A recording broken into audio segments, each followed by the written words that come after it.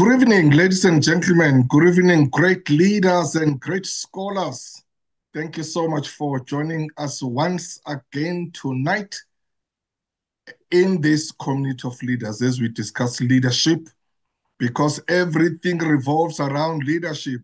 Everything rises and falls on leadership.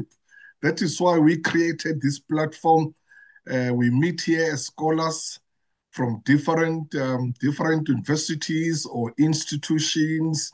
We've got politicians there. You've got members of the media. You've got executives from public sector, from private sector. You've got community leaders, religious leaders, managers, professionals from all walks of life. As long as you're a leader or you aspire to be a leader, you belong here. This is where we inspire, we encourage, we admonish, we correct each other, we empower each other as leaders. So yeah, we meet every week, Wednesdays. God has been so great. We've started this platform in 2020 in the midst of COVID. Can you imagine? It's about 5 years now. We've been meeting every week, and we thank God for His strength that He has really carried us through until now. I mean, every week without fail, meeting. We have touched more than 20,000 leaders, not only in South Africa, in the continent, and all over the world as well, because our platform is attended by leaders from other countries as well. And we've had more than 2,000 speakers and panelists, industry experts here in South Africa and also internationally. Yeah, so we meet, and I always say I respect and admire our colleagues who come every Wednesdays there or as often as possible, because I know these are very important people and very busy people. But really, the fact that they just come and we learn a lot from each other. This is a conversation that we talk. It's a platform where leaders speak to other leaders, where peers speak to other peers. It's wonderful. We learn from each other. 95% or even 98% of our participants are our past speakers. So people who have addressed us before, and then they will come and listen to other speakers as well. And the following week, someone else will listen, and someone else will address us. So we come to learn from each other, but also to unlearn and to relearn and to co-learn, because that's what leadership is all about. Leadership, it's a journey. It's not a destination. I always say that you want to be a great leader, you've got to develop yourself constantly until you go to the grave. There's no time to stop. You stop, you become obsolete. So thank you so much. My name is Mazwe Majola. I'm from the Worldwide Institute of Leadership and Development. I would like to welcome our members and our regulars. As I've said, to those men and women who are here almost every week or as often as possible, we really admire you. We learn a lot from each other colleagues. You know that I always say this every Wednesdays. And thank you so much for taking your time and making Wednesday evening your date, because I know most of you don't touch that day. Anything that has to do with there's a meeting that you have to attend, or your PA's got to set up. As long as it's Wednesday, 6 p.m., I know most of you and most of us would say, no, not on Wednesday at 6 p.m. So thank you so much. But a special welcome to those colleagues who are joining us for the first time. If you are here, you've never been with us, thank you so much. You belong here. This is the community of leaders. This is a safe space. You are really more than welcome to comment, to talk, to ask questions. is a safe space. I mean, as I've said, we are just all leaders and we respect each other. So please don't hold back and yeah, don't be diffident and say, no, I would like to learn from others. Yes, it's important to learn from others, but we would like to learn from you as well, because there's a very good reason why we are here. Tonight, we are hosting my dear sister. It's part of this platform. She may not be joining us every Wednesday because of a tight schedule, but really she's been with us many a times as an attendant or as a participant, but also as a speaker. She has addressed us before in this platform, in our conferences. So we are so glad and we are so humbled that in her busy schedule, she was able to squeeze us in tonight. My dear sister, Dr. Shirley Zinn, she is an author. She has written a couple of books. One of them, the well-known and best-selling book, Swimming Upstream, and the recently published book, which is the one that you'll be talking about tonight, The Power of Visualization. She co-authored that book. She's a mentor. She's mentored so many leaders. She's a coach. She's an entrepreneur. She sits on many boards. I don't know how many Sis Shelley, how many boards she sits on as a non-executive director, but in most of them also she shares those boards. She shares the subcommittees. Yeah, so I mean, she's one of the best leader that we have in our country, and we are so proud. As we always say in this platform, we unleash the best because we always argue in this platform that South Africa is awash with great leaders, but lacks leadership. So obviously, in different sectors, in different areas, you'll find that we don't have good leadership, but we do have leaders. It's not that we don't have leaders. So thank you so much, Sister Shelley. Let me not waste any time. Thank you so much, my sister, for your humility. I know you so well for a very long time. You've never disappointed me. And as I said, that you're a very busy person, but the fact that you took time to say, no, let me go and mingle with a community of leaders, we really thank you so much for doing that. We are discussing the power of visualization tonight. Over to you, my sister, and take us through. Thank you.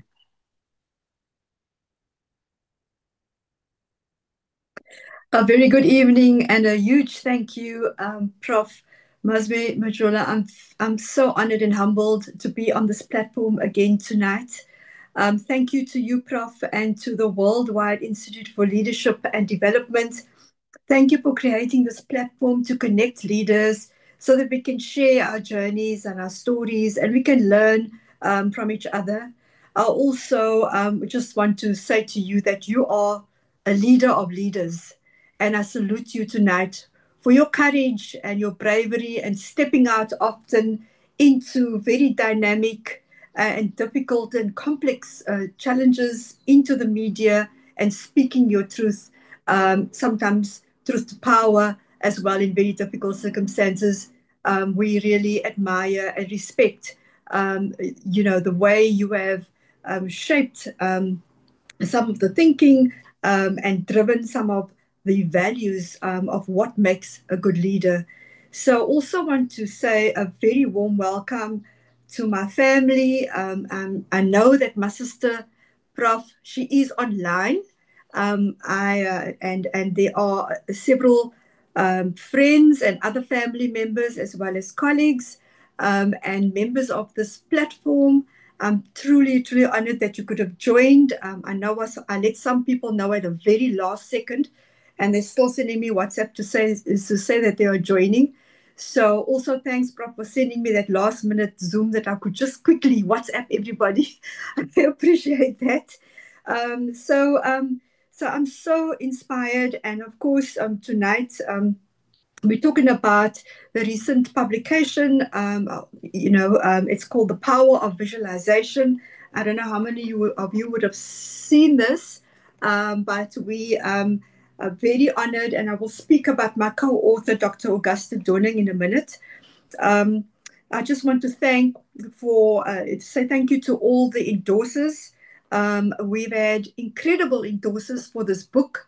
I think there are 26 very prominent people who wrote some very powerful pieces, which are contained here in this book.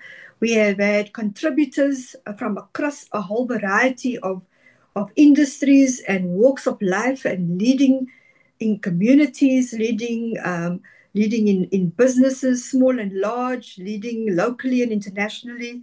I also want to thank my co-author because, in fact, I have to give her credit. This was her idea. Shamila, I see you there. Thank you very much, Shamila Phillips. I also want to thank Anne Pratt for a wonderful forward. She is a fellow at Harvard University and is out in Cambridge, Boston, Massachusetts at the moment. And then, Prof, I also want to thank my sister Merle, my husband Kevin, for love and support, to my very best friends who I know are also online here, who always step in to champion and cheer me along, especially when I think, I've really bitten off more than I can chew here. But I'm truly honored and humbled to be here. And so I will share with you a few components of the book. Prof, I'm not sure if you got specific questions for me. I can dive right into it if you'd like me to. And I also want to encourage those online to pop some questions, if you have any, into I don't know if there's a chat box, Prof, or how they can put on their microphones and speak. I'll be led by you. Thank you so much.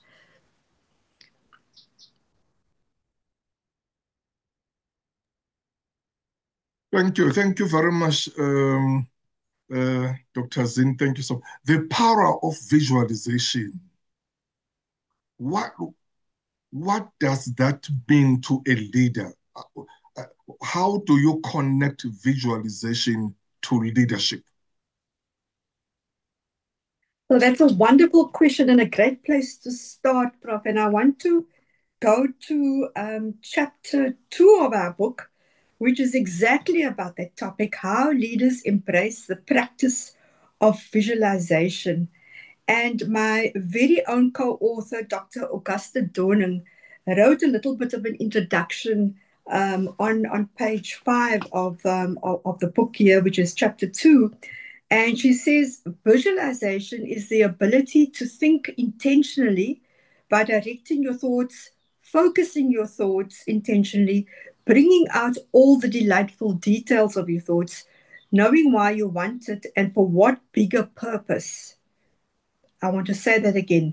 And for what bigger purpose it lives inside of you as a new vibrational emotional set point. Then you have the ability to act in a complete alignment, having full faith that in doing what you do, if you knew you were going to succeed, behaving with absolute conviction, you act intentionally with a vision as your guide. And so I think visualization is the art and the science of making the invisible visible.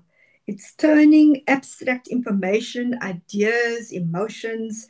And when I say emotions, you got to feel it in your soul. You've got to link it with your brain and your gut and your soul. You've got to align your actions with a true mental picture that you have had. And I will share with you a little bit about my own journey and visualization, because it was only as I was writing this book and reflecting on it that this came to me in such clarity. So it's so important for leaders to be able to create sound mental images so that people can understand what it is they are trying to do. What is the strategy? Sometimes that's way above what anybody understands.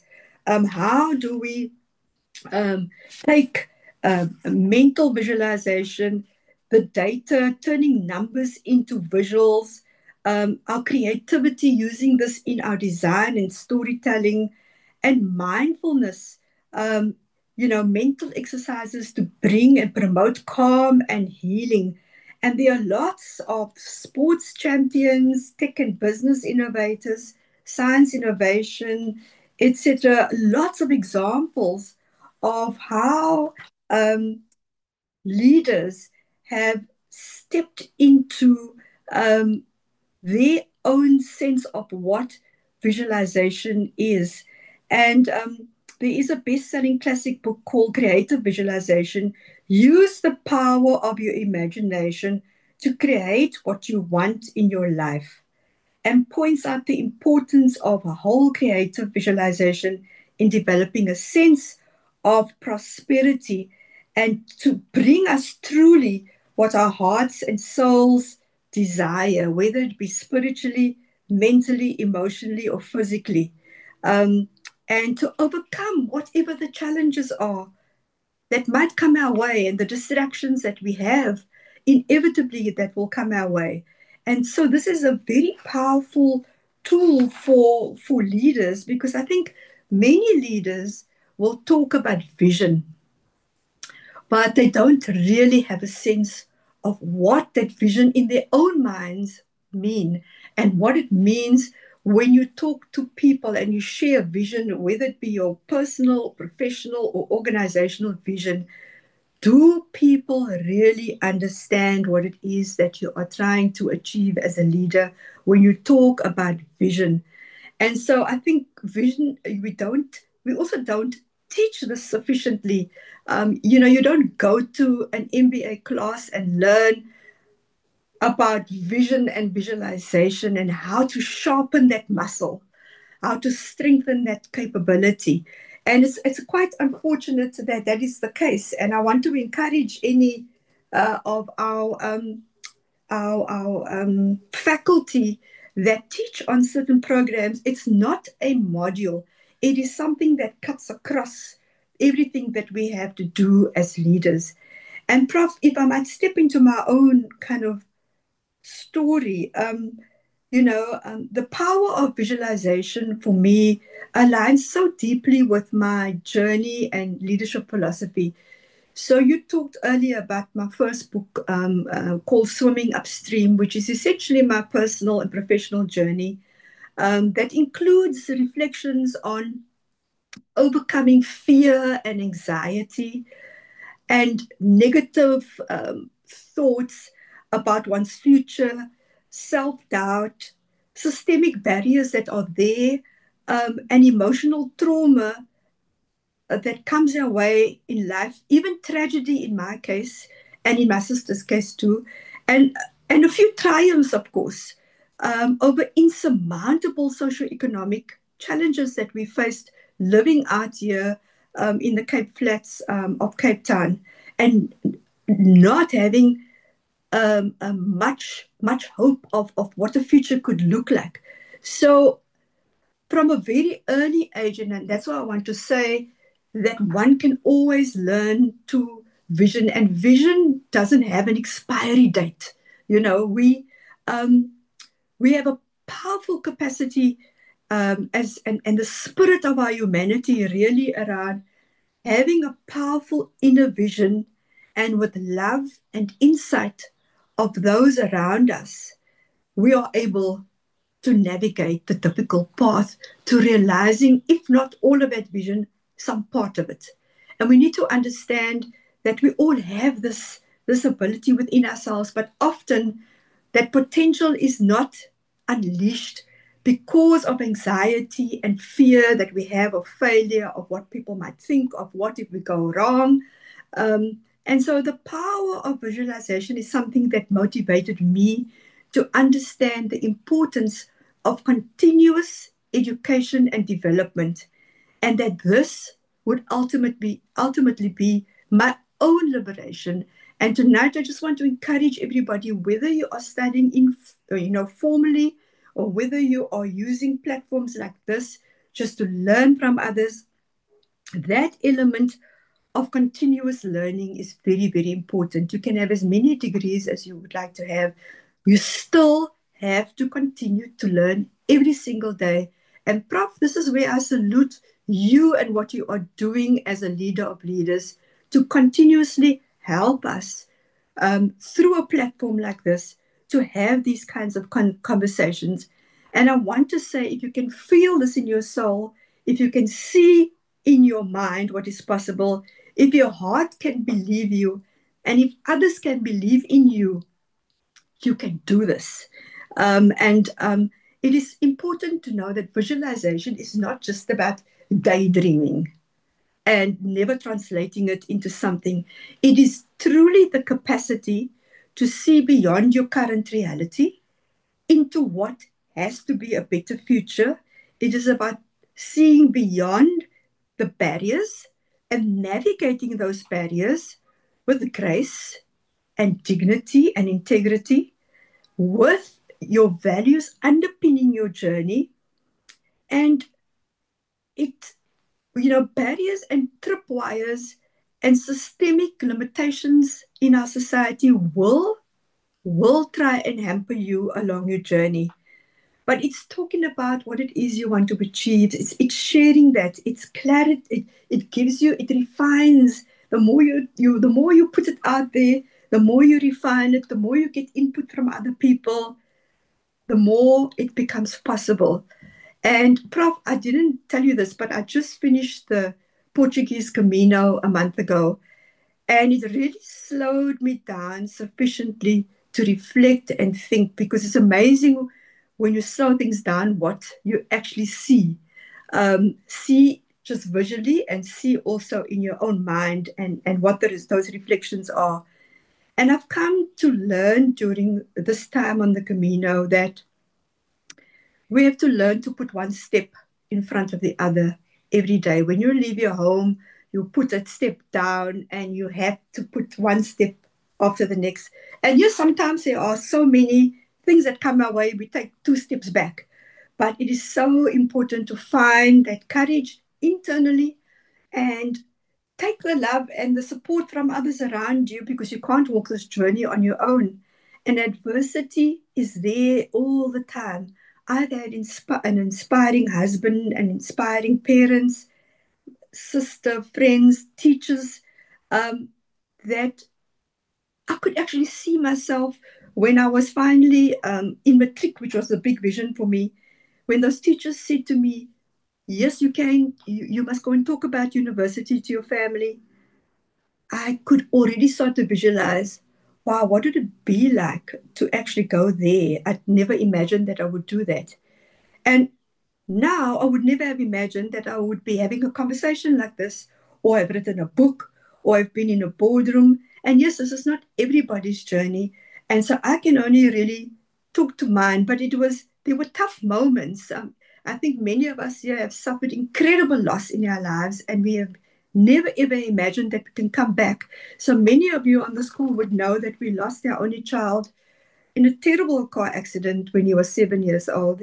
He would have been 30 years old this year. And it was visualization that is not only a leadership tool, but it is a healing practice. It heals us, and many of us have been devastated by many things. It helps us to transform ourselves and others, and then it helps us to transform the world and the communities that we live in. So I wanted to just start off with those few words, Prof, and I will take your lead to the next step. Thank you. Well, perfect. Thank you, Doc. Thank you so much. And you have answered it, because I wanted to check if is it a skill? Can it be developed? Can it be learned? But I think you did mention that. Um, it, how do you differentiate between visualization and meditation? Is it something comes closer to it, or is there any difference? If someone sits and meditate and think about all sorts of things, or how many beds do you have, and what are the names of the beds? and what. I'm not saying people who are meditating, they do that, so I'm not, I do meditate as well. But what is is there any difference there, and how to differentiate it, Doc? I think that's such a great question. And I'm not an expert on meditation as such. Um, I do believe that meditation is an important healing methodology as well, and it's something that will enable us to reflect, to reset, to get help if we need it, to have coaches and mentees that will help us to help lead us through a healing process. And meditation is incredibly healing.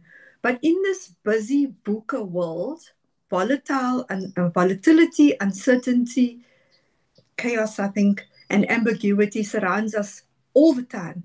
We are so busy running every single day, and I am an incredible example of that kind of, if you look at my diary and you look at the amount of meetings and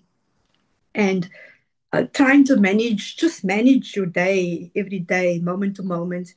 When do we ever take the time out to think? And many of us too, when we take the time out, we feel terribly guilty that actually I'm supposed to be doing something else. I'm supposed to be productive.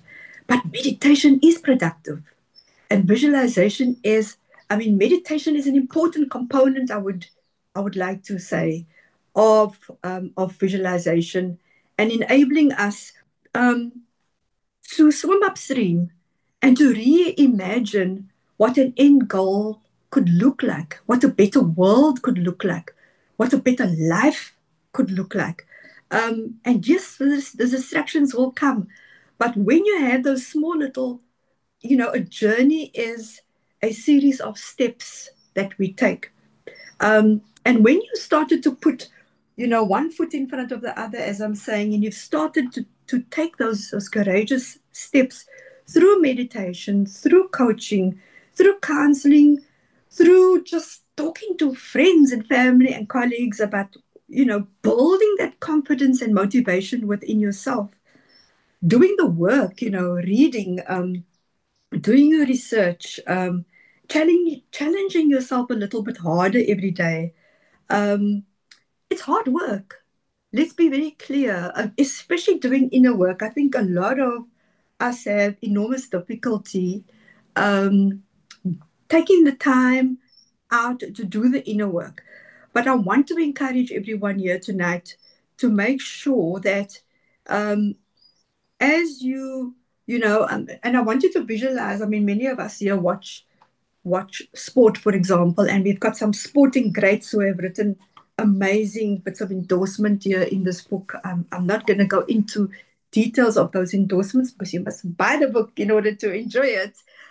But what I do want to say for those of you who watch sport, for example, if you watch high jump and you see high jumpers doing this thing, before they, and I'm always intrigued. I watch those movements just before they take off. And sometimes they get over, sometimes not. But what are they doing? They're busy rehearsing the jump in their mind. They're busy thinking about what is the best way I'm going to get over this thing. And they've done this a million times with their coaches. They've done it by themselves. They've worked out what those moves are. And they start to believe and build confidence that they can do it. And you can see the realization of joy when they go over, and you can almost feel the pain when they don't. And you want to cheer them along harder next time when they get up to do it. So there are lots of guided visualization exercises. There's meditation. There's just time out. Just smell the roses a little bit. Even if you take a few minutes of your day to just reflect on how you're feeling, what's going on, check in with yourself. If you're feeling a bit grutty or a bit out of it, or don't try to gloss over it. Try to understand and listen to yourself.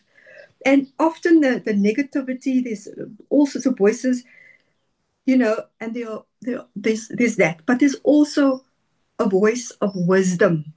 that comes out of our soul that finally directs you in the right direction. So when I have wonderful mentees, I learn so much from our mentees.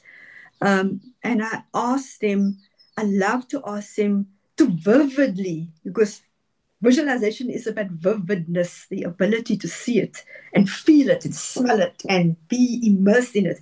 So I ask them to talk about their lives. Tell me your story. Where were you born? What's your favorite food? Where do you like to go on holiday? What are the things that scare you most? And a lot of the time, we have difficulty talking about those kinds of things, but they are so deeply at the core of being human. But our fragility and our vulnerability is seen as a weakness in this world. And I want to encourage everybody here online that those of us who are, leaders who can show that we don't know it all, that we rely on teams and technical experts, excuse me, and that we are, um, we learn from others, and that often we are vulnerable as well. We we've had things happen in our lives. We've had failures too that we've had to learn from. And I think a failure is not the end of the road. It's just take the learnings and then try to see if you can move on. So we must be able to talk vividly about our stories. I think one of the most vital ways of learning that is often underestimated is the sharing of journeys and stories, because that makes us really, truly vulnerable. And also, it's not really just talking about our lives and our environment and our relationships and our careers. I just chaired a wonderful session over the last few days at the Cape Town Convention Centre with the International Women's Forum. We had 500 incredible women from all over the world come and speak. And we said, please, let's not just talk about our achievements. I mean, that's clear, it's there.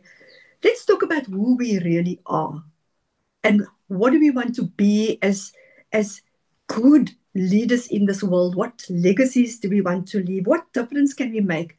And we're not talking about, leadership as a title. We're talking about leading just from where we are in the most humblest of way. And I'm so deeply interested in this because it helps us to shape aspirations. It helps us to build trust with our people, with our colleagues, with our family and our friends. And it harnesses our imagination and almost programs your mind for progress and success by picturizing your goals and using your powerful imagination to try and achieve some of the ideas and thoughts you might have about what is possible. So before I ramble on, I want to just say one thing about my co-author, because she's not able to be here with me tonight. And she sends her very, very best wishes. But I do want to say that Dr. Augusta Dornan, please, if you haven't gone to look her up, go and have a look at the amazing work that this woman has done in the health sciences space. I never imagined I would be writing or co-authoring a book with a person who is so well accomplished and that I deeply respect. And I will read to you on page 1 about how this story began, because I think all our stories start somewhere with somebody or something. And a quick read. This book was born out of a dream that Dr. Augusta Dornan had, and which now has become a reality. In Augusta's words, you never know who you will meet, but if you keep making your intentions clear, one day a dream will come true. I started planning this book in 2013, Prof. Maswe. This book was in our mind since 2013. It wasn't an overnight kind of idea. And somehow it was a dream to ask me to co-moderate this book with her. She says, I quote her, I had no idea how I would find her, and even less confident about asking her the big question as to whether she would even work on this book with me. Each year I would add to the outline of the book but something was holding me back from approaching Dr. Zinn. Then in 2023, I bumped into her at Oliver Tambo International Airport as we were both heading for flights, Shirley to Cape Town and I to Durban. She's from Durban. Then we were connected on LinkedIn, but had never met. I was thrilled that she remembered me from her posts. And after that impromptu meeting, I decided that before 2023 ended, I would gather the confidence to ask her whether she would consider the project. Then on 17th of December 2023, Megan Galloway posted a piece on LinkedIn about visualization. I commented and in a bold move tagged Shirley in this. And this is what happened next. I followed up with a direct message. So Megan's post is quite a long post, so I'm not going to read it because it will take us too long. But those of you who want to follow that can read it. And Dr. Augusta came back and she said, I always use visualization. In fact, I want to write a book about how professionals can use this technique. If you can dream it, then you can do it. So I wrote back because I was tagged, and I said, Dr. Augusta Dorning, you are spot on. Can't wait to read your book. And then Megan comes back and says, keep on shining. And then Dr. Augusta writes, Dear Shirley, good morning. I was delighted to see your response to my LinkedIn comment on visualization. Truth be told, I've been building up the courage to ask you as to whether you would co-edit this book with me and naturally help to write a chapter as well. There are so many women in South Africa who would provide inspiration to those who still dream. Here's hoping. Warmest regards, Augusta. And I write back, Dearest Augusta, top of this beautiful Sunday to you. You're such an inspiration and I deeply resonate with you. I would love to do this. My time is tight because of boards, but we can do this. This is so exciting. And she comes back, she says, yay, I'm so touched, Shirley. I started plotting my approach to you in 2020.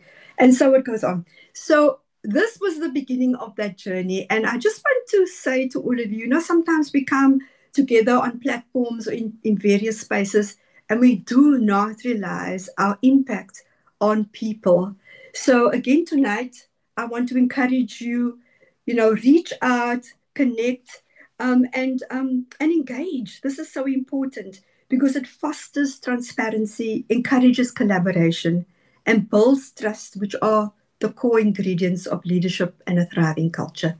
Thank you. That was very long now, so I apologize for all that. Wow, thank you. Thank you very much, Dr. Zinn. Thank you so much. Ladies and gentlemen, we can now engage with the speaker and with each other. So if you've got a question, please do raise your hand. There's a hand there, or you can do that via chat room. I see that there's some comments and some, let's just see, some questions there from the chat room. Let's just see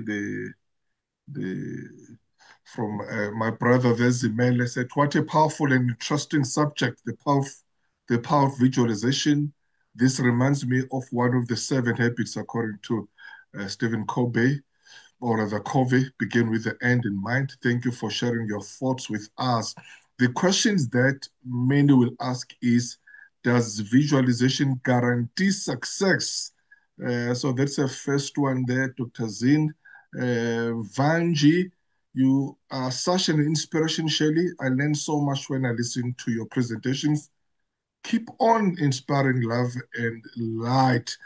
So for now, that question from Zimele, Dr. Zinn, does visualization guarantee success? Any thoughts there? Thank you so much to Zimele for that question. And I just want to jump back to the first person, begin with the end in mind. I think that was really sage advice that we got in the Covey book.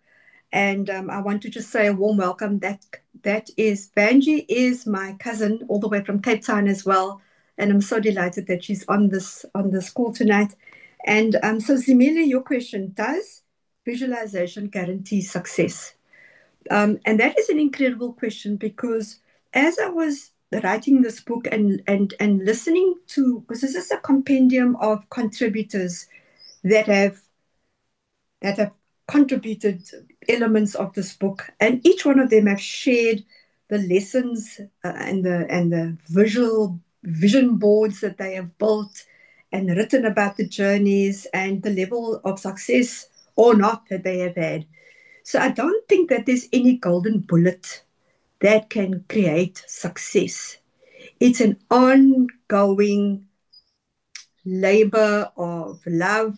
It is an intentional journey that you have to take, and it's constant work every single day. And it's reflection, it's reset, it's course correct, it's adjust. If it's going in the wrong direction, don't go further until you've checked to see left or right what is happening, up or down. Let me check. Let me check with my friends. Let me check with my family. Let me reflect. Let me get some feedback from people. Feedback is so important because if you're just going to go down a path that is completely unrealistic, you are going to have disappointment. So, okay, we all have disappointments. That's unfortunately, part of being human. We have setbacks. We have to regroup. We have to redefine the way forward. And as we said, we live in such a complex world, such fast-moving world with tech, with leaders that we worry about every day. We switch on our televisions, and there's doom and gloom, challenges, and one wonders, what is this really? What is this life really all about? It's an existential question, and I think many of us sit sometimes and think about, what is my life all about? What is it that I'm here to achieve? What is my purpose? When I get up in the morning, why do I get up? What is it that I want to do? And we all have different answers to those questions. And purpose is also an evolving thing.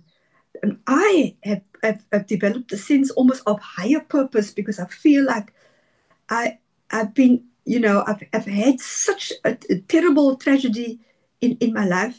And when I get up from this, I can never get through it. I can never, ever get over losing our son, our only child.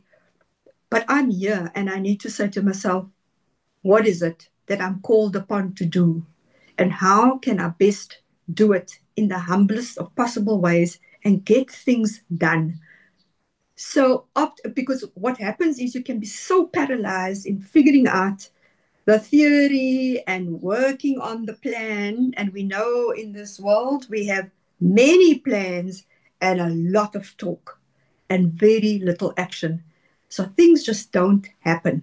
We've got to make that magic happen. We've got to turn the talk into action. We've got to be committed. We've got to go down the path. And if we go down the wrong path, we've got to be able to stop, pause, reflect, and redirect ourselves. And so to answer your question directly, Zimele, there is not a golden bullet to success. It continues to be vision-led and values-driven and a continuous reflection and a continuous learning. If you do not do this combination of intellectual, emotional, social quotient, and I have to add spiritual for whatever that might mean to all of you, but adaptive quotient is very important. How effectively are you adapting to this changing world that we are living in, and how sound and grounded are you in your values? I think it's the combination, Prof, of all of those elements that take us to places that we could never have imagined.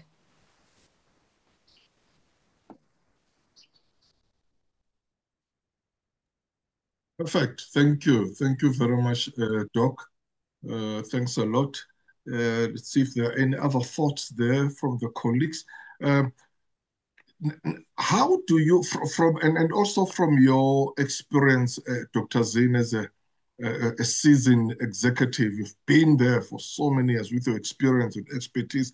How do you balance this vision-led or visualization with implementation, so that now you'll have many people who will visualize things, but they don't put those things into action.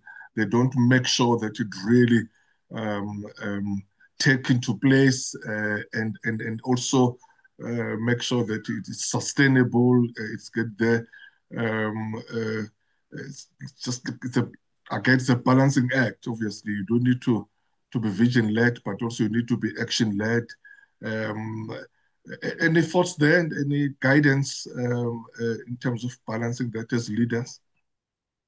That is such an important question to move from, from the talk to the walk to the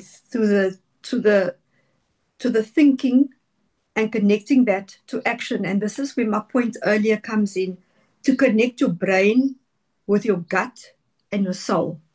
I think that is very, very important because that anchors your actions. So visualization is not just about positive thinking. It's about preparation. It's about doing the work. Again, if you think about sports people, you think about scientists, even anybody in any walk of life, you've got to do the preparation. You've got to do the work. It helps you to be, when you're prepared, you're organized, you remain calm, you remain confident, you know you've done the homework. That is most important. And then the power of action is not just in the vision, but it's also in how you feel about that vision. How passionate and committed are you to that vision? How keen are you?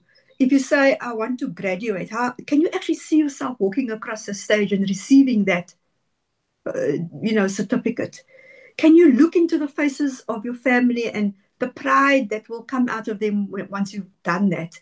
And yes, so not many of us want to do all of that, but there are other things. You imagine what it's like when, we all went mad the other day when the Booker won.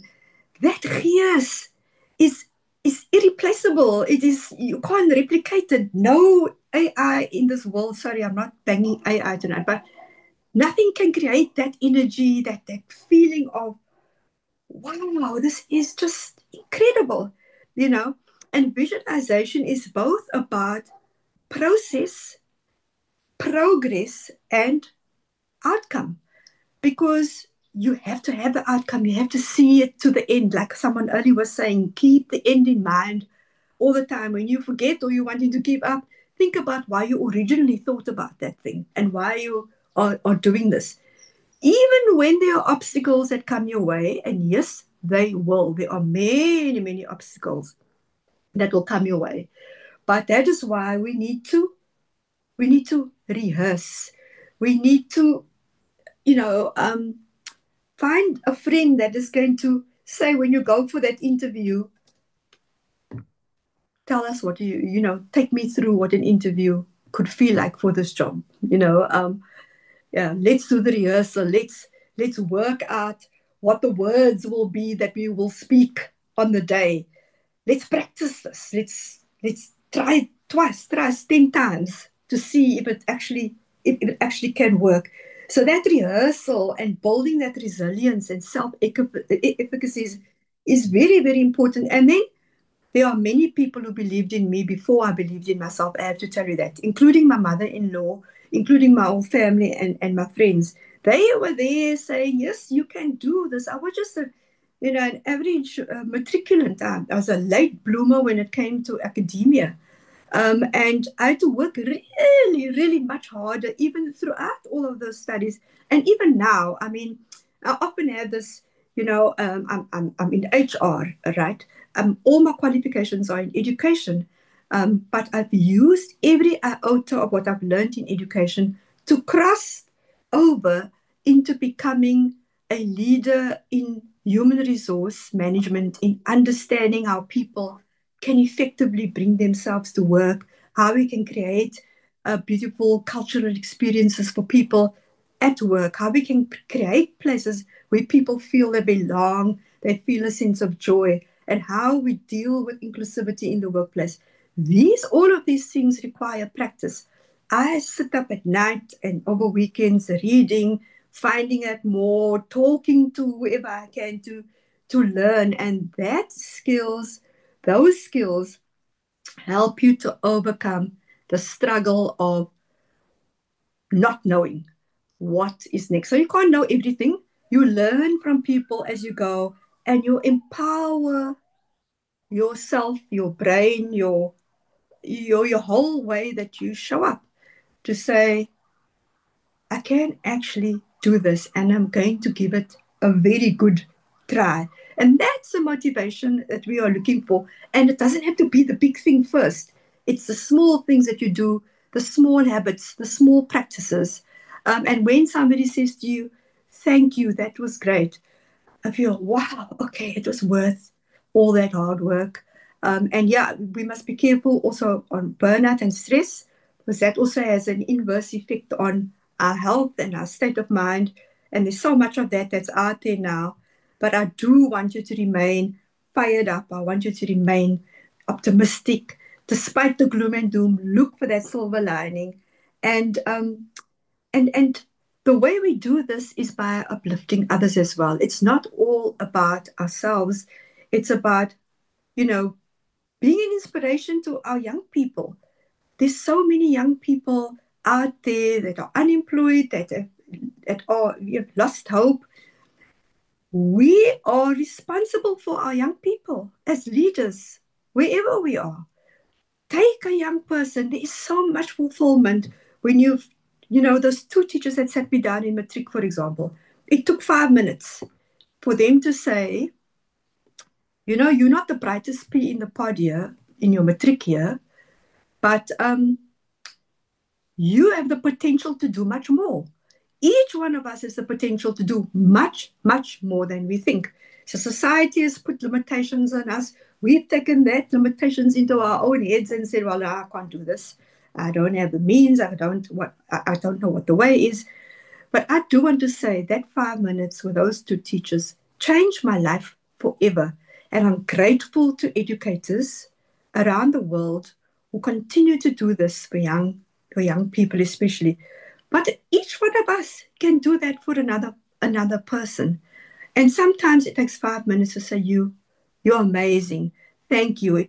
That was wonderful. Just that little bit of motivation can go a very, very long way. So I just want to say, continue to learn, continue to try and motivate others, continue to build within yourself new habits that will drive you forward.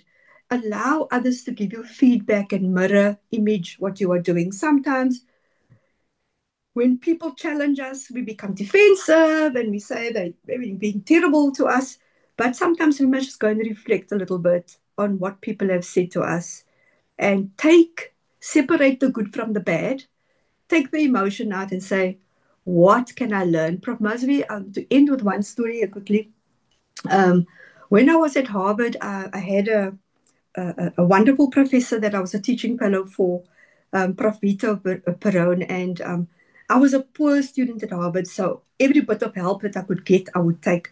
I could not afford to attend a conference, one conference that I really wanted to go to there, and he made a way for me to go.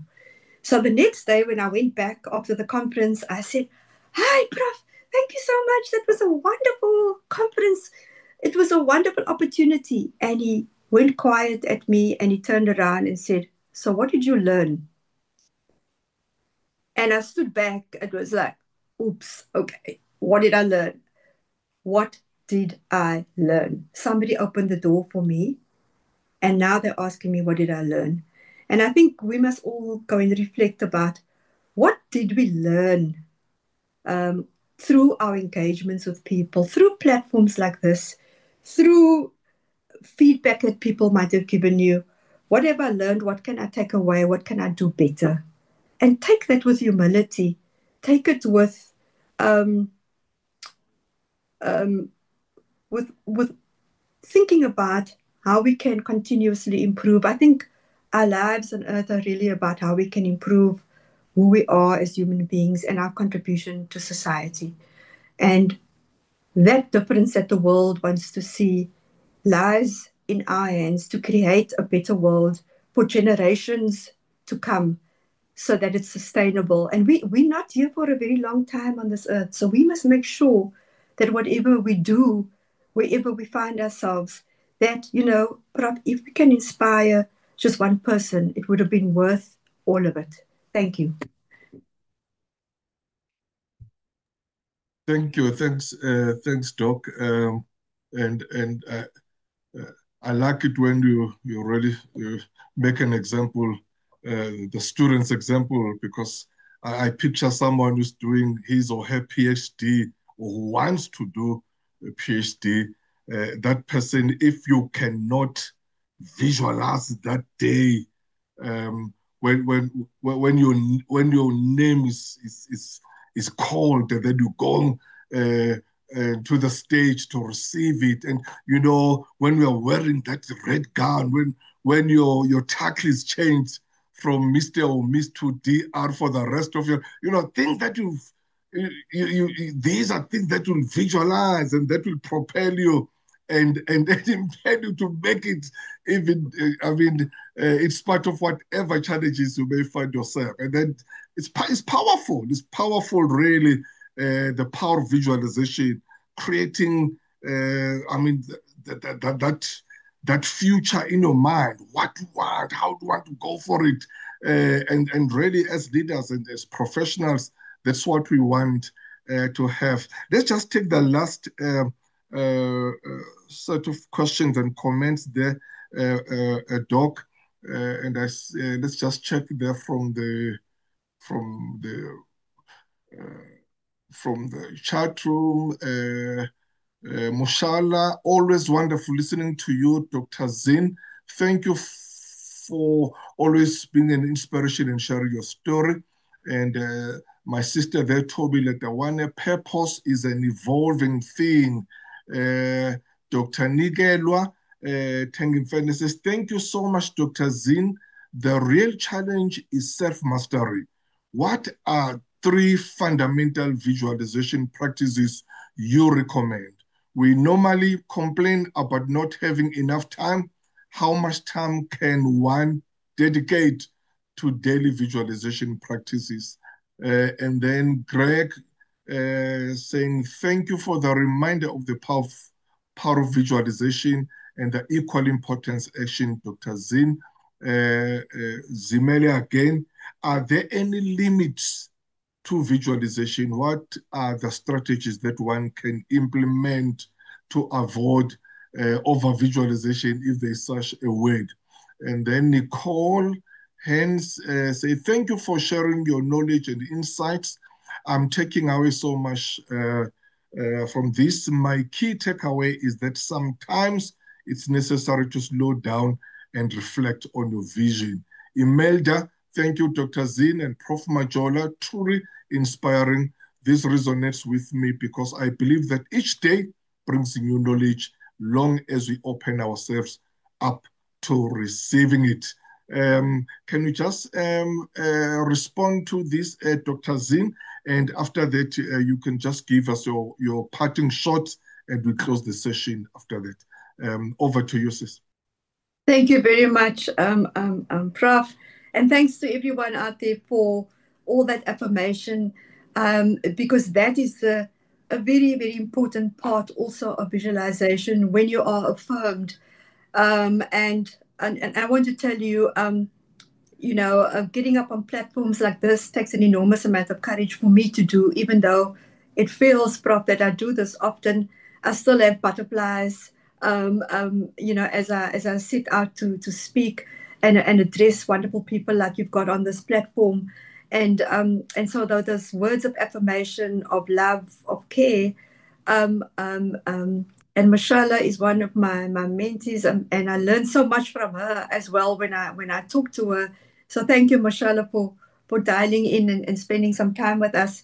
I know that we must close off very soon, and there were many interesting questions about practices, self-mastery practices.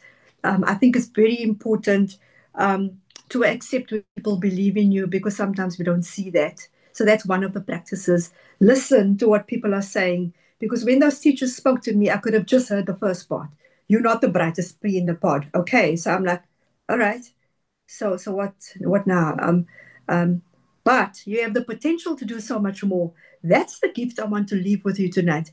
Each one of us, as we sit here, has the potential to do much, much more. We've got magic and we've got talent. And so there were two sentences that were said to me that day. I could have just listened to the first one and I could have curled myself up in a ball and said, I'm not good enough. I'm not worthy. I can't go on. Um, but the second part was important to listen to as well. So we must, another leadership practice and self mastery is to listen carefully to what people are saying. Don't look for the answer while they are speaking. Listen carefully to what they are saying. That's an important leadership practice. Also, that's a muscle that we don't use enough, Prof. In our own journey, in our own self mastery. And I think the other thing that, of course, so it's affirmation, it's listening, it's helping others, just helping others, just randomly, or just having that spirit of service to humanity.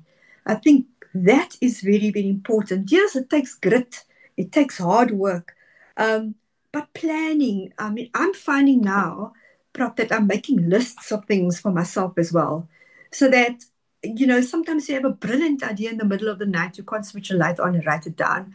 But I'm in the morning, I'm thinking I should write this down before it drifts out of my head. So there are different methodologies that work with different people. I think the most important thing is engagement with others and showing up at platforms like this, because this is where the golden nuggets of wisdom live and sit and where we learn the most.